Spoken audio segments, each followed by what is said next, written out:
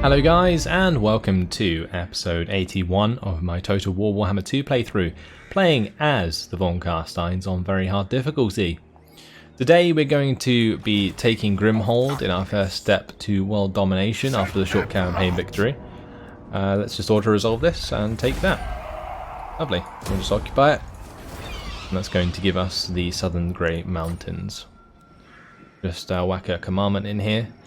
To repress mortals, we'll build up the corpse pile and the gibbet. I'll also build up the balefire hearth as well. Yes. That is fine. He's going to be getting a decent amount of replenishment as well, seeing in that settlement, so that's all good. Isabella may as well be heading down to Mount Squighorn.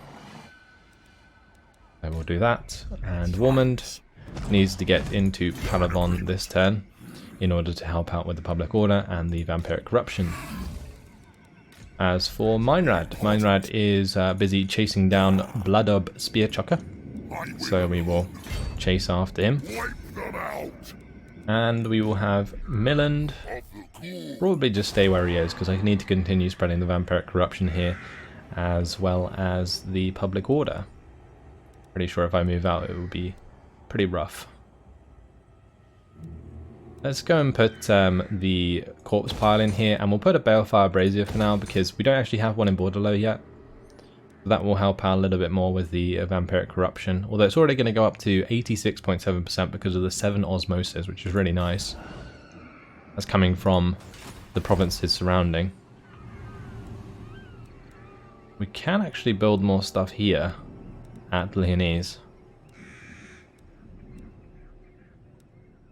It would probably be best just to chuck a gibbet in there for now. And we don't need the defences at Lyonese just yet, I don't think.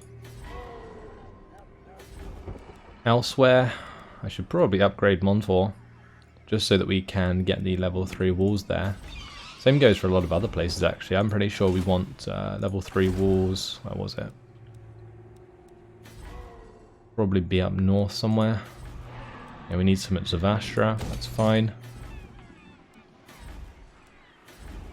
We already built them up at Dietershefen. Just basically double checking a few of these provinces to make sure that I've got the walls where I need them. I'm sure we'll find them as we look around. So Miller's not going to do anything, and Bethelda will head to Bilbali. We've searched that. That is not occupied, but we have a new puzzle. Cuboid of the Old Ones. So to access the Old One's treasure, solve the puzzle. A die has 6 faces. May the fates keep them rolling high, especially if you're making a ward save. So I'm assuming we have to fill in the question mark. So I think we're looking at this one. Yeah, okay, we got that. That's fine. We got the Rampages standard and 1000 magic from that. Not bad. Let's go ahead and level up our agent. We maxed out most of the things that I wanted. Now it's just a matter of choosing what's next. The leadership's actually really low. Let's max out Cornered Rat. What do you want? And Warmond is, yeah, just chilling for now. So that's fine. Maybe I should upgrade this to the Witch House. I might do that while I'm here, just to spread some vampiric corruption. We can actually start putting vampiric corruption into Athol Loren, which would be really good. Not going to worry about upgrading this to the Gallows just yet. I'm just looking for somewhere else to sort of spend this cash in the meantime. I did want to make an army at Reichland. Let's just double check that I have the units to do so, or the ability to do so. We've got the Occupied Imperial Palace, which allows a Blood Knights. We've got the Abyssal Wood that allows Vargeist, but we don't have the Vampire Crypt, so we can't get a Vargolf. We've got a Barrow here that needs to be upgraded so we can get the Graveguard Great Weapons and Crypt Horrors. We could probably get a half-decent army here. Nothing super special, but maybe just enough. The other thing that I could do is just recruit a new army that has a load of skeletons, and we could just go and run down Grung's Inn. What's the garrison like? Yeah, the garrison's pretty crap, so we could probably just like overrun it with a bunch of skeletons. And skeletons, although they cost to recruit, don't actually cost anything to upkeep. So I think I will go for a new army, and we'll use up this 3,000 to start recruiting into it.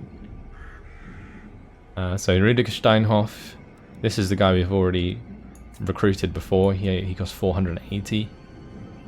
Let's just grab him. He can jump into Eilhart, and we will recruit into his army. So we can actually get, what, rank 4? Skeleton warriors. That's pretty decent, actually. So we'll grab, like, a bunch of skeleton warriors. Now, what can I actually raise? I can raise those, that's fine.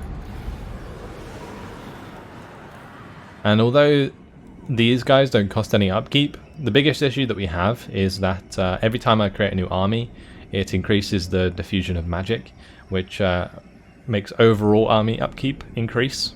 So we can see that the additional army upkeep is 37,557 or 59, which is pretty trash.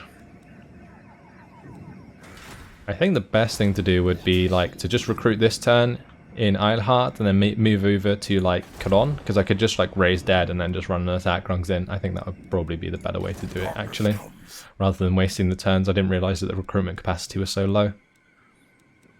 But that's everything done for this turn, so we will move on to the next one.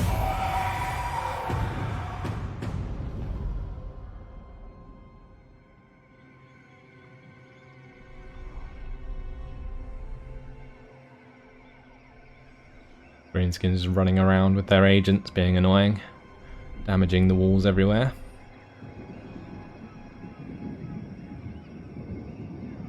One's trying to steal technology. Well, here comes Wurzak. Pretty sure he tried to move up towards the Pillars of Grungni before.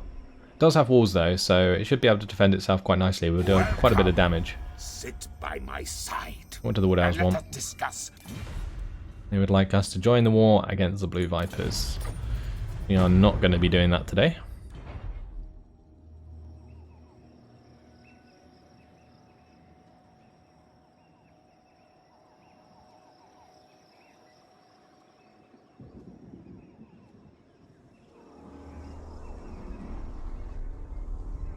What is the Cult of Pleasure doing?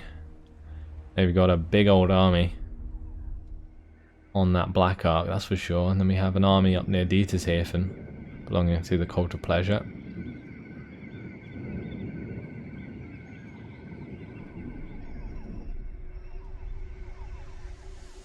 There's Lord Skrolk at Arkendorf. Okay, let's just speed through this.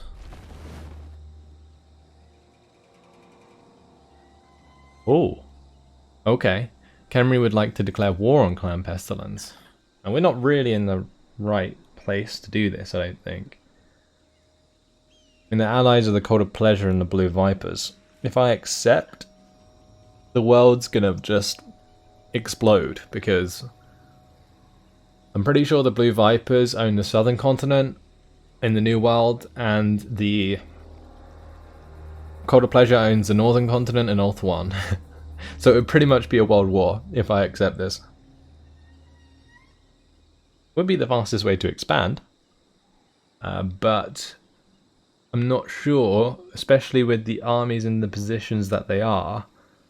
Like Lord Skrolk was at Arkendorf, just off our border. We have that Cult of Pleasure army that's like right next to Dietershafen. Like if we accept this, I feel like we're going to lose a few settlements before we gain settlements back, which is going to be quite frustrating. That we're definitely going to lose our foothold on Ulthuan. I don't think the walls are really built up there yet, so Midland would have to run back in that direction and help out. I don't know, it's going to be very, very difficult if I do accept this. Let's do it.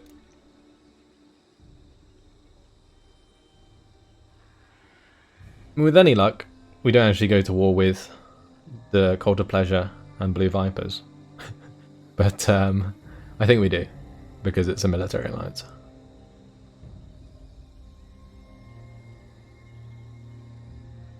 Now they did wipe out one of the Clan Pestilence armies, but I'm assuming we're at war with a lot of people now. Maybe I could just peace out with the Cult of Pleasure. Oh, we're not at war with the Cult of Pleasure. Okay. Did the Cult of Pleasure not join then? I'm confused. I thought like when it was a military alliance that you ended up at war with the allies of the opposing alliance. But apparently not. We just join against Clan Pestilence and we're not at war with the Blue Vipers and the Cult of Pleasure, which is good. It's really good actually. I didn't think that that was how it works, but that's worked out really well because now I can use Vlad to go and take some of these provinces off of Clan Pestilence. So we can go and take Akendorf, Matorka, we can take Baragvar, Dokkaraz, like Barag Dawazbag, Varenka Hills, like all of those settlements in the same province that are owned by both the Greenskins and Clan Pestilence. So that's perfect. We do have Wurzag though that we need to deal with. Should I move to the Pillars of Grungni or should I attack Mount Squighorn? I feel like I should just take Mount Squighorn. Well, they're saying that losing the progress at the Pillars of Grungni would be worse. So I think I'm gonna go and take the Pillars of, or go and sit in the Pillars of Grungni.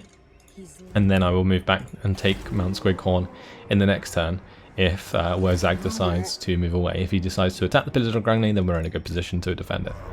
So I think that's a better decision. As for Vlad here, has he sorted out public order at Grimhold? It's at +2. I'm not sure if that's going to really hold if I move out of the settlement. I guess we can try. Just have a little jump out. Going to go down to -4. Now if we leave the province, it's probably going to be even worse. So I'm not sure if we're going to leave the province this turn, but I'm definitely going to head down towards like Karaz and Gazar, I think. Yeah, so we'll head this direction. We'll leave it on -4 for this turn. In 2 turns, that will be cancelled out by the Vampire Crypts anyway. And we've also got the Gibbet being built in Grimhold, so should be fine. Right, at Isleheart, we're just going to move towards Marienburg this turn. And if I can raise some more dead here, then I will. And if I can recruit anything that doesn't require upkeep, then I will. But I can't. Actually, let's just march into Caron. Because I think I can raise dead. Yeah. I can raise dead in March stance, so that works out nicely. And we can just max out the army with a bunch of skeletons and so on. Cool. There's a skeleton army. Gonna go in and attack Krungsint. Which has a bunch of goblin archers, orc boys, and orc biggins. And we'll do a lot of damage to my skeletons, but I think we'll overwhelm them with numbers. And all with a bunch of free upkeep. Look at that. Beautiful. I guess that's one thing we could do, is just have like armies of skeletons to take the garrisons that don't have many men defending them. As for Ormond, do I need to leave him at Paravon? Maybe one more turn, I think, until the Witch House or the gallows is finished. Looks like Baston's sorted itself out, which is nice, although I should probably upgrade 1-4.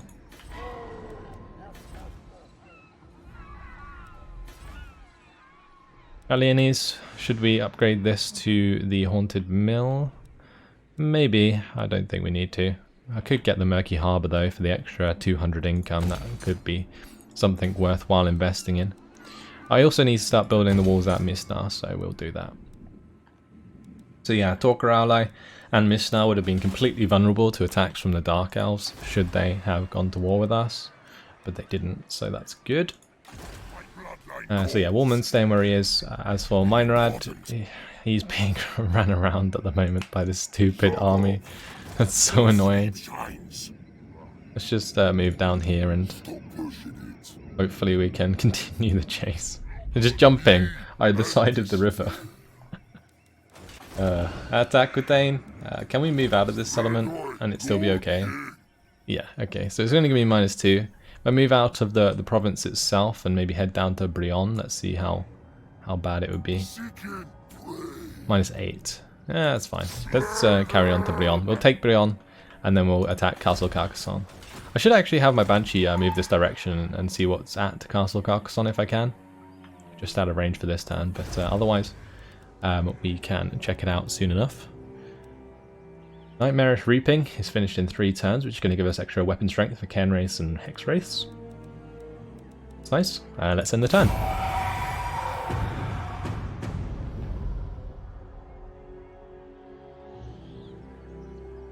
Yeah, we should be taking a bunch more ground this episode. We've already taken one settlement, Grimhold, and we'll be looking to take Mount Squighorn. Then we can move down towards the Clan Pestilens and so on. I do actually need to be worried about Clan Pestilens moving up towards Sylvania with Lord Scrog. That could definitely happen. But Isabella, of course, is coming over, so it might not be the end of the world. Welcome. Also, I can just make skeleton armies to defend if I need to. Mutually beneficial. A military alliance. And they're already at war with the Cult of Pleasure and Clan Pestilence, but I don't think this is a good idea. Just because eventually what I'm going to do is break the alliance with the Wood Elves and attack them. So if we just keep it as a defensive alliance for now and don't make any new agreements, I can easily cancel it without having to worry.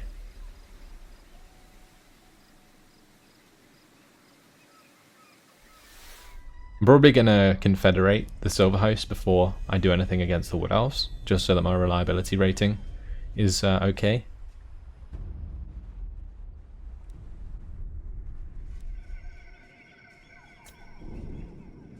Right, we do want to see what Clan Pestilence do, just in case they send an army towards us.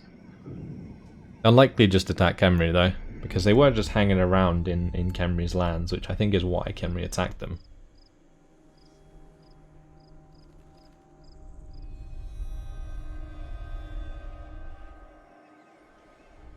Okay, that army actually headed south.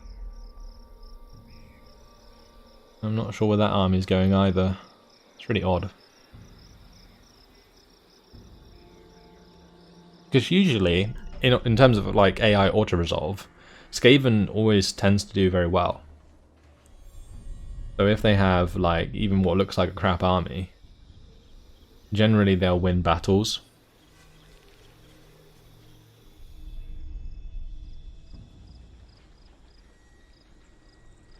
Some of those Tomb King's armies though look pretty damn scary. Like their unit ranks are really high. Well, that one actually has the new giant unit that I've never used. Like I played a campaign with the Tomb Kings a while back now when they came out, but they added like that new skeleton giant or whatever it was since, and I've never used them before, so that'll be interesting to fight against. I'm guessing they're just like normal giants. Right, where are you going, Skull Takers? That's good. Actually, I don't mind them moving in that direction, because that's the way I need to head with that army anyway. I'm not going to join the war against the last defenders. I just wanted to get Confederation stuff, but I can't this turn. Our reliability ratings are still only mediums, so that kind of sucks.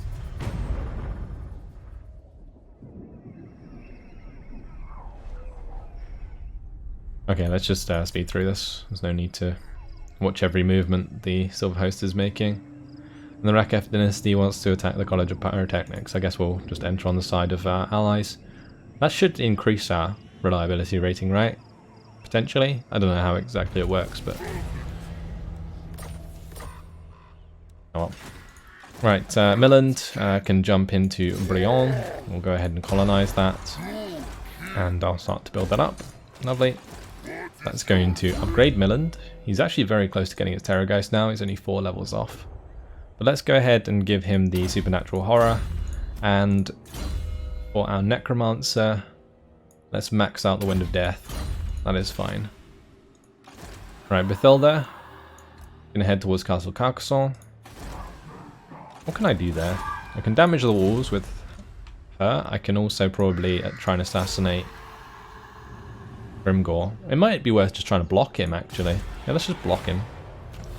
Okay, that failed. And the reason I want to do that is just so that he doesn't attack my weak army at Brion. But what we can do actually is probably move down for Palavon with Warmond. What's that going to go down to? Okay, that's fine. We have military access through the Wood Elf land, so we can move down through there. That is fine. Hoping that I can hit Castle Carcassonne in the next turn, so I don't have to deal with any more attrition. That's okay. readiness. Right, Vlad's gonna be running on round. Unstoppable. We'll take attrition. I'm tempted to just march. Taking Kalakaizor could be nice though. Just because it is a main settlement and it's leveled up to rank 5.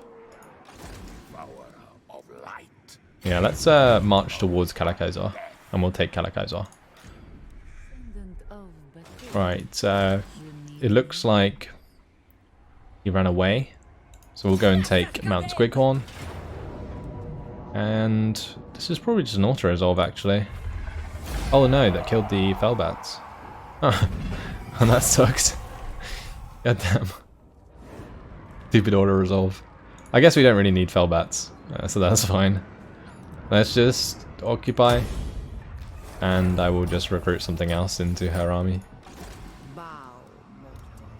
Yeah, we actually have a really big raised Deadpool. I could also just get like the Chillgeists. Or even some more Ken race. I don't have any Ken race in this army yet. Let's just grab some from the raised Deadpool.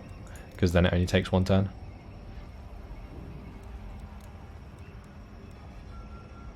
And technically I could wait, so I didn't have to pay for the income at the end of the turn and just do it when I get close to the greenskins, but I think I'm just going to do it now so don't forget. A Ken race to replace Fellbats seems like a good trade.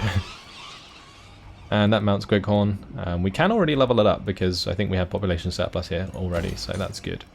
So we'll go ahead and do that. We'll grab the Gibbet, just help out public order. And since I'm probably going to be in this province for a little while with Isabella, since we'll probably head towards Varenka Hills where Wurzag was, I think I might set the commandment to just extra tax, because this is a province that's worth 2,170 per turn, which is quite a significant amount. Right, so Meinrad, time to chase this guy. We will march and try and keep up with him. If he continues to run towards his own lands, up in the top left here at the Tower of Krak and the Bay of Blades, that's good. That's actually a really good thing. Time for Rudiger Steinhoff though to take Rungsint. And I'm tempted to auto-resolve it, but I really want to see like the swarm of skeletons on the campaign map, or on the battle map, sorry. So, and that's something I'm going to be going for here. Should be a lot of fun.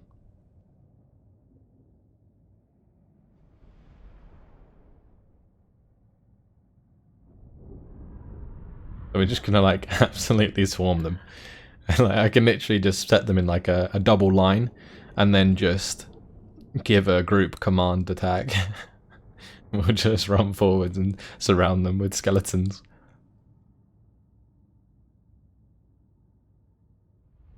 Brilliant. Right. So I'll have the spearmen probably in the second line, and then we'll have like the skeleton swordsman in the first line. Let's just spread out a little bit more here. There we go. Such hard deployment. Let's go. Oh, they're gonna run off all the way to the side. That's so annoying. Let's just allow my formation to wheel, as we will be chasing them down.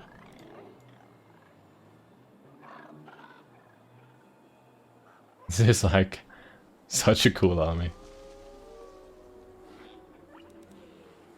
The Strigoi Ghoul King though, he must be pretty good in order to be able to bind this many skeletons. Alright, let's go. We got our attack order. Time to charge forwards.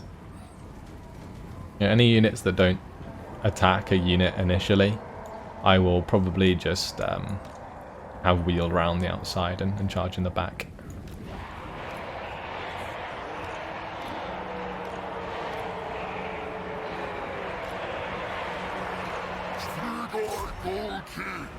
Yeah, my unit's already taking a beating. The Orc Biggins are actually pretty damn strong. But at least Rudiger will be getting his hands dirty, that's nice.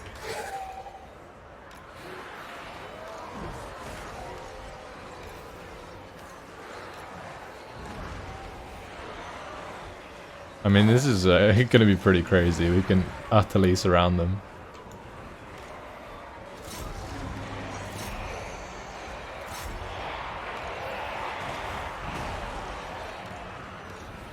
Apparently victory is already in our grasp. My lord's fine. I don't have to care. Alright, time to charge on in.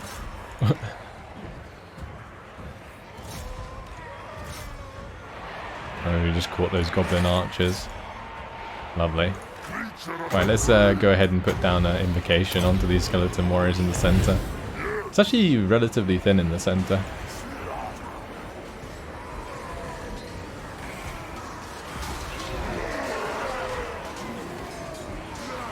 They will not defeat the swarm. Look at them. These orc boys just surrounded by infinite number of skeletons. It would be even better if I had the ability to like raise dead during the battle. It'd be fantastic. I only need to win anyway, I don't need to actually run them down. Though I will probably run down the goblin archers if I can. We'll try and kill as many as we can. Putting up a decent fight, that's for sure. Maybe go and attack the goblin big boss.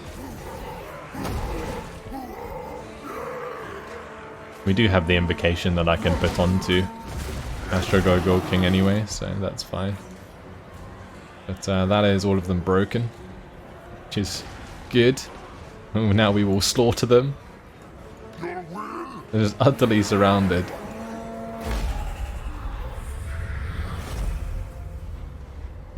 No chance. We'll end the battle there for the decisive victory. That was a lot of fun.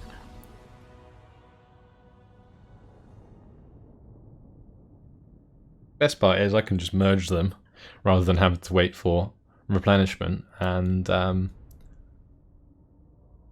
just recruit some more with the raised dead.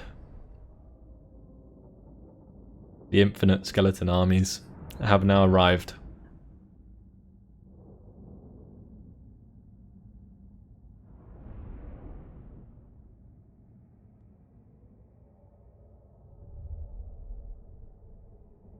That's going to give us Grungzint. Complete the province. The other good thing that would be good for these skeleton armies is they'll be really good for colonizing, because you'll have like all of the skeletons that you need in order to colonize, and then you don't really care about like dropping the replenishment, nor do you care about like losing the men. I guess it's kind of the same thing, but yeah. Anyway, we'll occupy. The point I was trying to make is it actually costs less if you have a big army. So, like, having an army full of skeletons is a lot cheaper. We'll go ahead and put the quartz file there, that's fine. And in this province, I don't think we have to worry too much about public order. So I think I'll just go straight for the old harvest corpses.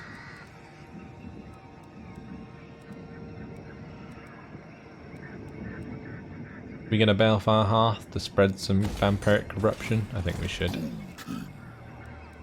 He's leveled up. I think we'll just make him very strong. I'll definitely upgrade the invocation. Although I don't think he gets a bonus invocation, does he? Because he's a Strigogul King. Yeah, he can't do the AoE healing. That's a real bad part about the Strigogul Kings. If they had the AoE healing, then they'd be really, really strong. Okay. Let's move on to the next turn. The Galakai Zor is looking tastier than ever. We have not been attacked by Skaven yet, which is good. We have Isabella coming over towards those settlements.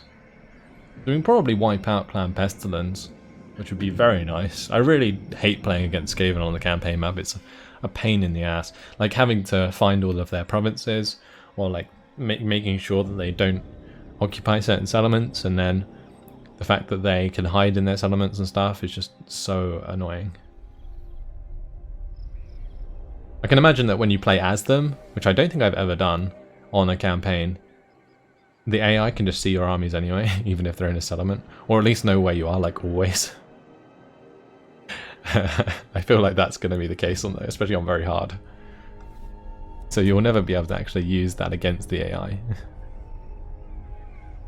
I am surprised though that the Skaven didn't own the settlements in Estalia. I am actually very surprised about that.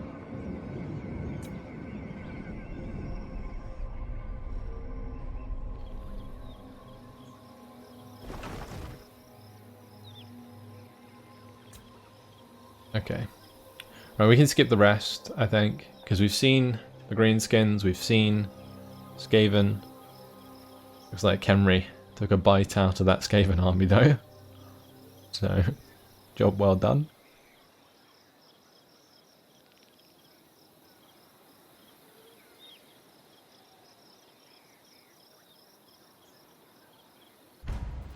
Okay. Rudiger is strict. And we have cavalry focus, +2 recruit rank for cavalry units, -25% recruitment cost. That makes it really tempting to like just recruit a bunch of Blood Knights, but I don't think we need to, so I'm not going to bother. Right, we have this battle that I'm probably going to have to play out due to the auto-resolve. All shall perish! But unfortunately, guys, it has been my time. So, I'm going to leave it here. In the next episode, what we'll do is take Kalak Zor. I'll probably run over and take like Kalak Angazar, and then we'll move down, take like Matorka, go to Akendorf, take that, and then we'll have like Isabella coming in from the other direction, take Varenka Hills, take Balag Dawersbag, attack Balag Var, and so on. And we're just going to kind of like push through into the heartland of the Skaven and the greenskins. Then I might focus on attacking into the mountains again, but for now I don't think it's really worth pushing on to Kalagdron unless I sort of start to build up more Balefire Hearths and stuff that can spread a bit more vampiric corruption there. But yeah, that's all for now, guys. We'll keep the chase up against the Skull Takers, make sure they head back to their homeland. That's it. Thanks for watching. Hopefully you've enjoyed it. Goodbye.